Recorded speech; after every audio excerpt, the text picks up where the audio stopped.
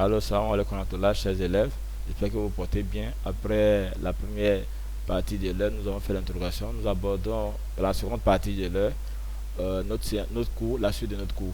Donc, ici, c'est l'ONG Aide, Service d'éducation. Vous avez affaire à M. Amadou Waidi, professeur de SVT. Donc, dans le cadre du cours de SVT de la seconde C, nous avons fait la première séance qui abordait la problématique de comment les poils absorbants des plantes abusent l'eau du milieu. On avait vu par rapport à cette problématique trois hypothèses, à savoir que les poils absorbant l'eau du milieu grâce à une structure adaptée, grâce à une force et en fonction de la concentration dans le milieu. Pour la première hypothèse que nous avons reformulée, la reformulation était la suivante: les poils absorbants puissent-ils l'eau du milieu grâce à une structure adaptée? À ce niveau, pour répondre à la problématique, nous avons dans un premier temps observé un document qui portait sur la zone pilifère de la racine, et on a aussi observé le schéma d'un poil absorbant. Donc de ce point de vue, on a surtout retenu que la zone pilifère était la zone de la racine où on avait beaucoup de poils absorbants, et lorsqu'on observe un seul poil, on note que ce poil absorbant, de par ses constituants, apparaissait comme une cellule végétale allongée. Et donc cette structure de cellule végétale allongée du poil absorbant lui permettait, n'est-ce pas, d'accéder aux différents recoins du sol afin de prélever l'eau pour la plante. Et donc, du coup, le poil absorbant apparaît comme une structure spécialisée de la plante, notamment de la racine, qui lui permet d'absorber l'eau du sol. Donc, après cette première partie abordée, dont nous venons de rappeler les points saillants, nous allons aborder aujourd'hui la suite du cours en cherchant à résoudre les deux problématiques qui restent, à savoir les poils absorbants puissent-ils l'eau du milieu grâce à une force ou encore que les poils absorbants puissent-ils l'eau du milieu, n'est-ce pas, puissent-ils l'eau du milieu en fonction de sa concentration dans le milieu. Donc, cette problématique abordée pour la problématique disais-je que nous avons abordée, à savoir les poils absorbants puissent-ils l'eau du milieu grâce à une force. Pour y répondre, nous allons déjà observer un document que vous avez sous les yeux, lequel document porte sur l'osmomètre d'Itrochet. Ce document, en fait, est le résultat d'une expérience que Ditrochet a menée, qui vise à mettre en évidence le phénomène d'osmose. Nous avons dans le dispositif expérimental un cristallisoire dans lequel on a de l'eau pure, et dans le cristallisoire on va installer un entonnoir, n'est-ce pas, et l'entonnoir qui a un tube capillaire, et l'entonnoir comporte un liquide coloré. Donc lorsque nous faisons cette expérience, au bout d'un certain temps, on va constater à l'issue de l'expérience que le niveau de l'eau dans le cristallisoire va baisser du niveau A à D, tandis que le contenu coloré de l'entonnoir va augmenter de niveau B à C. Et c'est le résultat qu'on obtient à l'issue de cette expérience. Donc, qu'est-ce que cela nous permet de relever? C'est que, en définitive, on note que l'eau du cristallisoire va baisser, tandis que l'eau de l'entonnoir va augmenter de niveau. Pourquoi est-ce que nous arrivons à cette situation? L'explication qui a été trouvée, elle est simple. On estime que du fait de la concentration, n'est-ce pas, du liquide coloré qu'on a dans l'entonnoir, n'est-ce pas, cette concentration va aspirer l'eau du cristallisoire, l'eau pure du cristallisoire, qui va alors passer du cristallisoire dans l'entonnoir, de sorte que le niveau de l'eau dans l'entonnoir va augmenter du niveau B au niveau C, et dans le même temps, le niveau de l'eau dans le cristallisoire va baisser du niveau A au niveau D. Donc, c'est ce que Ditrochet a pu mettre en évidence à l'issue de son expérience. Et cette expérience, n'est-ce pas, a permis de comprendre qu'effectivement, lorsque nous avons deux milieux séparés par une membrane semi-perméable et que les deux milieux n'ont pas la même concentration, alors l'eau a tendance à passer du milieu le moins concentré, qu'on appelle le milieu hypotonique, vers le milieu le plus concentré, qu'on appelle le milieu hypertonique. Et ce mouvement de l'eau du milieu le moins concentré, milieu hypotonique, vers le milieu le plus concentré, le milieu hypertonique, ce mouvement de l'eau, disais-je, ce phénomène est appelé phénomène d'osmose. Et la force qui est à la base de ce mouvement de l'eau du milieu hypotonique vers le milieu hypertonique est comment on appelle, cette force disait c'est la pression osmotique. Voilà. Donc, en fait, cette pression osmotique est liée à une différence de concentration entre le milieu le plus concentré et le milieu le moins concentré. Cela apparaît comme, si vous voulez, comme si le milieu le plus concentré aspirait l'eau du milieu, n'est-ce pas, le moins concentré. Et c'est ce que Diderot a pu mettre en évidence et qui est un phénomène récurrent que nous observons de façon quotidienne dans notre vie de tous les jours.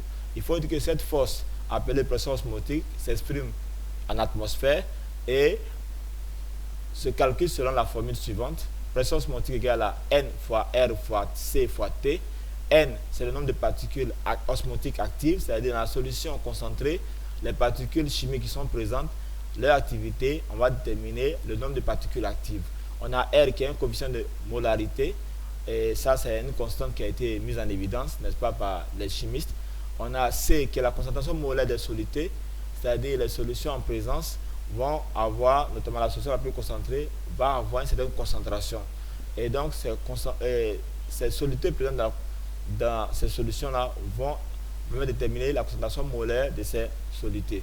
On a la température ici qui est une température absolue en degrés Kelvin et la température absolue en degrés Kelvin est égale température degrés Celsius plus 273.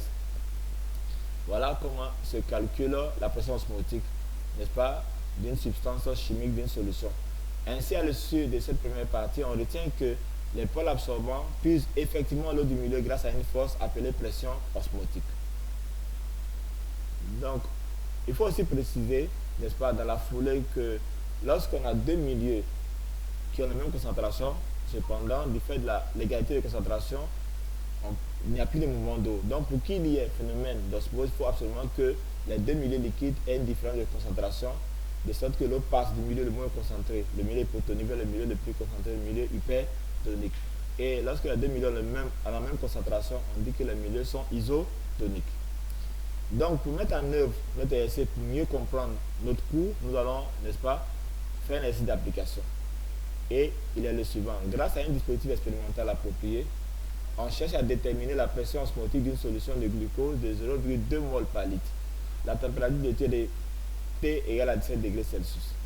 On nous demande de calculer la pression osmotique de la solution de glucose. Il faut savoir que la solution de glucose a une formule de C6H12O6. Donc, chers enfants, vous avez 2 minutes pour réfléchir à cet exercice en prenant en compte la formule qu'on vous a donnée. Salam alaikum.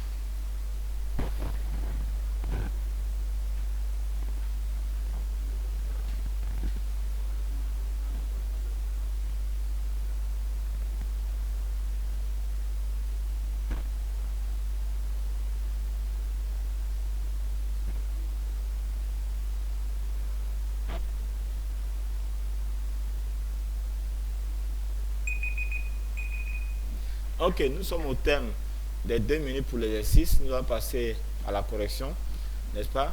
Euh, Chacun a tu veux intervenir? Ou bien, Koulibaly, tu peux nous donner la réponse? Bon, si peut pas, on va interroger Bamba, n'est-ce pas? Ou bien, Fofier. Bon, dans tous les cas de figure, chers enfants, chers élèves, nous avons la correction qui est la suivante.